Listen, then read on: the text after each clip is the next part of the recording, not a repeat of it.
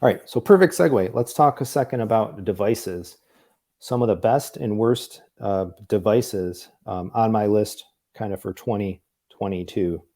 And so I've got a couple best and I've got a few worsts. Um, so looking back, one of the things that I'm going to put in my best category and kind of something that I really honestly went full circle on this year in some ways has been Kaleidescape. So I started the year with a Strato S, the single unit combined player storage in one, and I was kind of starting to get frustrated with it a bit. I was finding that the way that we were using it, it wasn't working very well for us. Particularly that 6 terabytes of storage was a little too small. Keeping, granted, 6 terabytes is 100 movies, but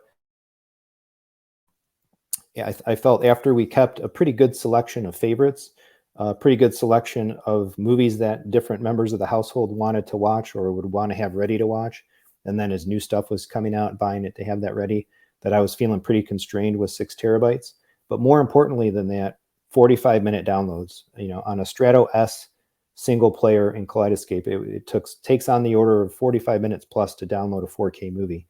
And so what would happen, at least the way that we tend to operate in our household here, is, it's 5, 6 o'clock, having dinner. What are we going to do tonight? Okay, let's do family time, family pick.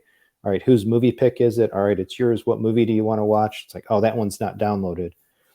All right, well, by the time that decision is made and everybody's kind of ready to watch the movie, we don't have time to wait another half an hour or whatever for the movie to download in order to start watching it. Before then, it might be a weeknight, and we're getting into time where, okay, like kids should already be in bed.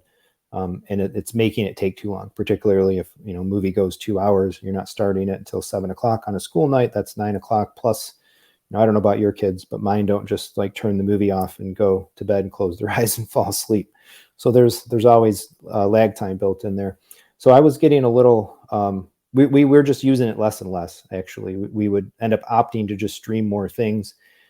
So earlier in the year, I made the decision, I'm going to sell the S and go back to Strato C Terra setup. And I think that was a very excellent decision. Now I'm back to like 10-minute downloads. We can watch anything, pick a movie, have it ready to watch 10, 12 minutes, best case scenario, which is about the time it legitimately takes to say, let's watch it.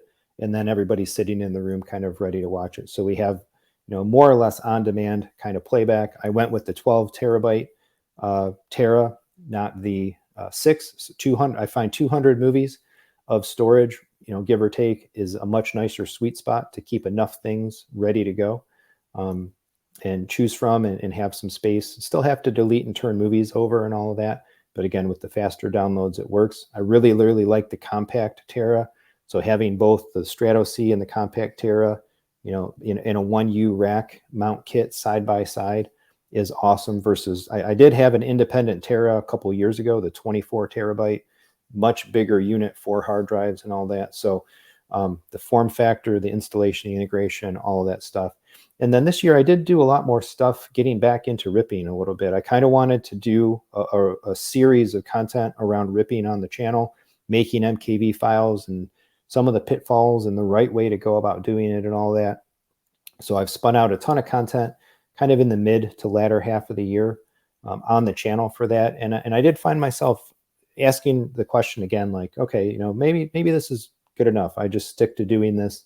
But ultimately, again, kind of came full circle to the idea that no, I don't really have the patience or the time to dedicate to procuring content, ripping content, setting content up, the patience to deal with some of the challenges and the pitfalls and all that with it.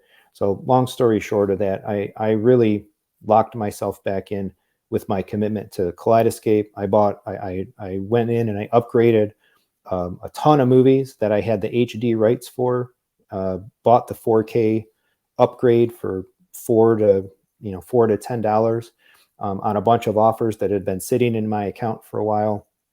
Bought a ton of movies in the Black Friday sale and in the sales since. And as we've watched kind of new stuff like Strange World last night, just Kaleidescape, buy it, download it, watch it, super high fidelity. So yeah, I'm kind of back kind of fully on the Kaleidescape train, and so based on that, it definitely hits into some of the best of categories. I think that's the best a best decision for me to enjoy high bit rate, higher fidelity content, particularly in my home theater, over physical media, and particularly over ripping.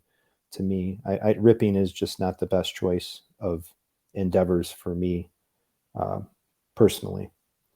Kudos to all the folks that that make that, and it has its virtues. It's a good way to go.